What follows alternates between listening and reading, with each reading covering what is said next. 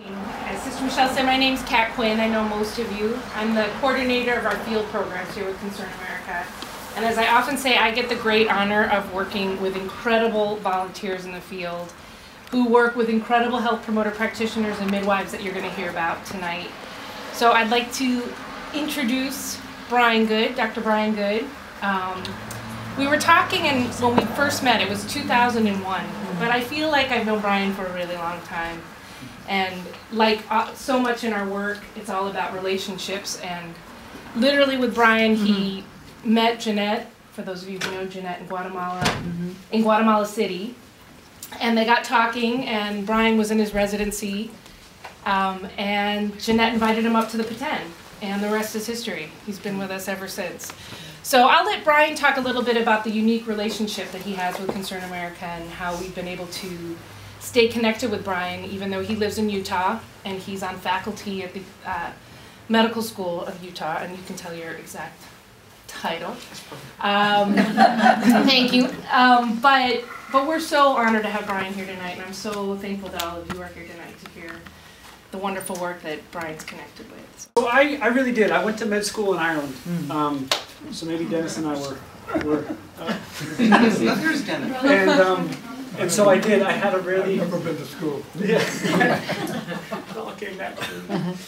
And I did. I moved to Utah straight from Dublin, which is not a well-worn path. But I went through my pediatric residency there, and then I went into private practice soon after, and I just wanted to make. But during my residency, I bumped into some of the work with Concern, and I really had felt that it was quite meaningful. And I think that so much of what I have done or am proud of has come through this organization. And so I just wanted to make sure that I expressed my gratitude for that, and talk a little bit about the work we do. And that's me on the left, or over here. This is me in 2005. And as soon as Kat and John were talking about what they would like to, how can I spend an hour?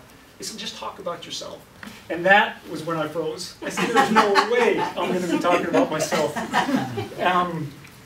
So what I'm trying to do, maybe I can make my growth like the growth of Jason and Junior here. These two guys, they're born in Choco, so that's a part of Colombia where we work.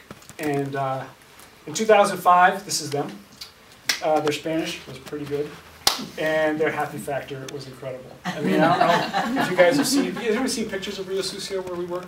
Yes. So it is right on the side of a river. It floods frequently. There is mud everywhere, and so for a boy to run around that place, there is no better place to be. And me in 2005, my Spanish was a lot less than ideal. My knowledge of global health was about the same. And I had just left this really thriving private practice in pediatrics. And I decided to start working with Concern.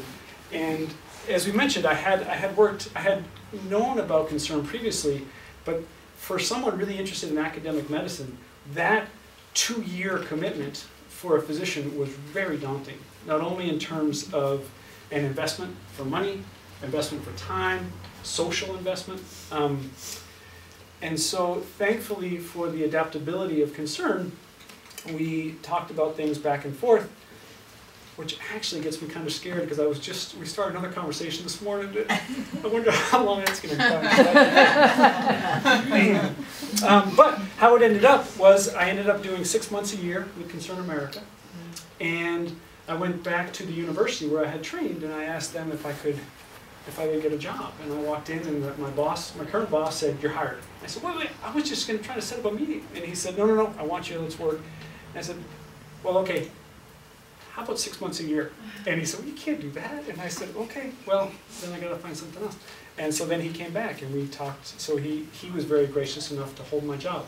And what I am is I went from private practice and I'm a pediatric hospitalist. So I take care of kids only in the hospital.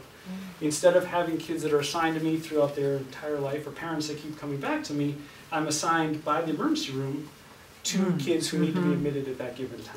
So like my work week is I'm on for a couple weeks at a time, but then I'm off for a couple weeks at a time. So it makes much more adaptable for careers in research, for careers in education, and it turns out careers in maybe global health. This in Petén, when the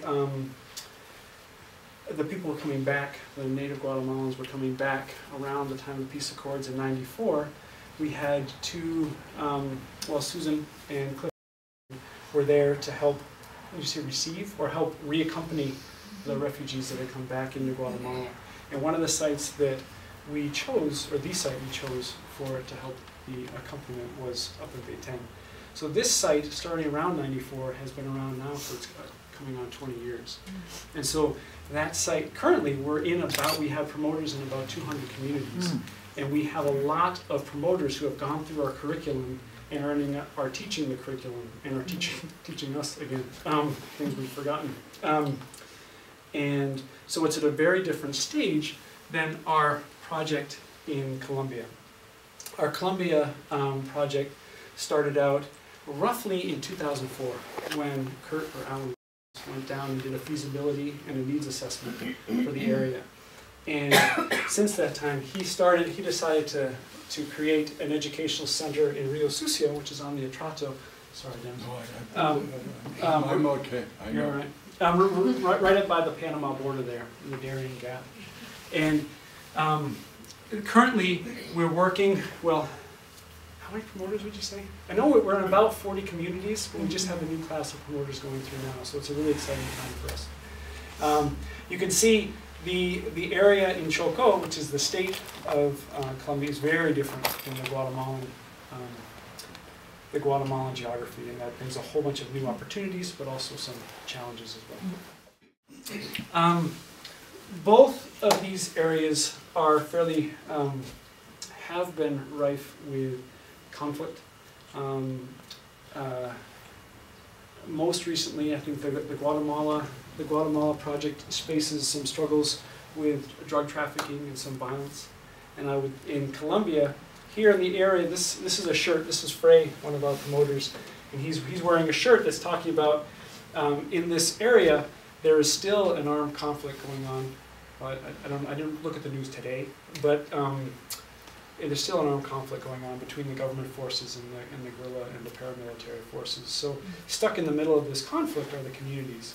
And what our goal as a concern is to empower the community in this unstable environment to create some amount of stability and some, amidst that strife, to create at least the consistency of healthcare in their community. And so that is one of our goals. And in both areas, there's a struggle for that. And so there is a need, especially with their location, they're so far away from healthcare or pharmaceuticals, that you need someone in that community that can provide those things.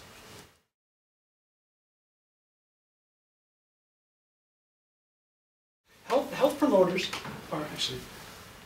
are lay people, are people that do not have much formal education, and they're living in their community. And what we do as an organization is, with the help usually of a local group, be it the Catholic Church in some areas, the Episcopal Church in others, where we identify communities that could be interested in having one of the people that lives in that community taught to be their health provider. And so when I say promoter, I mean like a student that is learning eventually how to provide health care down the road.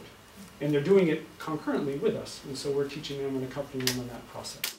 Then the question, well, how do you do it? How do you take someone who hasn't really been through school yet and teach them to be a practicing physician? And it is a fascinating process. I mean, this is, I don't know if you guys know Where There Is No Doctor by David Warner, written, I think, the early 70s, by someone who had some connections with Stanford, some friends that were in Stanford, and he just went down there to do bird watching or bird drawing, and he found out there was a lot of sick people and kept coming to him for help. And so he started writing a book. And it is a wonderful book written, it's very thorough in its descriptions of disease, and it's really got some nice diagrams in it, but it's written on a level that's really easy to understand. Very frequently when I'm having trouble teaching a concept, I go back to his book to figure out how he talked about it, so I know exactly sort of what I want to say and how I want to word things. Great vocabulary. People learning Spanish, great place to learn Spanish. In general, we have a 3-year curriculum, which is our basic curriculum, usually comprising 6 to 7 one-week courses make up a year. And so there's about 20, 21 of those courses that make our basic curriculum. In our first class, we talk about the table of contents, how to use it, alphabetizing, so that people can look through the index. And it does become our basic tome, and it gets really ragged by the end of a career. It's really good. And then we move on to, you can see here, here's Wayo, one of our colleagues in Macaria. This is in Guatemala, our teaching center there, teaching how to do vital signs, because vital signs is not the most common thing. But we start with temperature, the first thing. If you think about what kills kids or what kills people first, think about infectious things, think about diarrhea, think about pneumonia, and those are the first 2 courses. And then you start there. Usually, what happens too with medicines, we start with Tylenol. That same course here, the first course, we talk about fevers, how to read it, which is hard. Trying to teach how to read that little mercury. And trying to sort that out. And then we start talking about Tylenol, the dosing, how to use it, and that's it. And then they go back to their community for about a month, and then they come back a month later, and we talk about how it went. What were the problems? What were the victories? And so creating this community. And I wanted to talk a little bit about not only I've talked about the education, but also sort of the techniques of, it's a very different educational process. Not only what you're teaching, but the whys. And you can see a lot of colors. I think I was teaching typhoid and talking about pathways, but also with a lot of models, diagrams, and it's a very interactive way. Yeah, Susan loves that quote. Always try to poke someone in the late afternoon. So you plan your day around snack time, around some, just to make sure that it sinks in, and with a lot of dynamics and a lot of activity. Maybe that's why I'm walking around so much. This is, Susan created a game. This is for the worms. I don't know, anyone who has any knowledge about intestinal worms, they come from everywhere and they go everywhere. So Susan created a game so you can kind of follow. You can see this one's coming from a pig, and they enter from the foot and then come out the behind here. And it's really, it's a fun game. This is in Colombia. There's Elizabeth again, the hermana. And this is a little baby. And what this is it's a really great description of their malnutrition is so prominent in Colombia, especially in the more rural areas, that this is a game where you need to. It's called Tragoncita, so a little baby that's really crying, or llorón, crying a lot because they're hungry. And so what Elizabeth has in her hand is she has a little cup that's the size of a baby's stomach. And she's currently actively crying, and he's trying to feed enough rice to the baby to make the baby stop crying. And then so what happens is that he fills up the cup. And then so what you do is you weigh the amount of rice that was in the cup, and you say, wow, that's this many calories. How long is that going to last the baby? And then so you try to teach, like, wow, it filled up the stomach on just rice alone. Then you start teaching about how to add oils or how to add proteins to increase the caloric content of that, to make it a little bit more dense so it fits in the stomach, so to make the baby maybe increase the caloric density of their meal. So a very visual, kind of a fun game that has a fairly potent message. And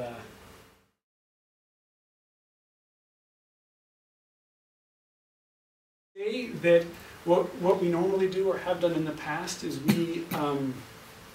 the church helps us identify a community, and we usually go and we talk to the whole community, because it is not a, we talk about the long-term interrelationship, and it's not that you send a learner and the learner just goes to get maybe free food or goes to sit in class for a week, but it's also that the community has to pick up for that person's work and do the work while they're out of town, or realizing that that person who is an active person in whatever he or she does is being a mother, being someone who's going to harvest corn or wheat or whatever, rice, so the community, it's a relationship between the community, through the church, and through the promoter, the individual.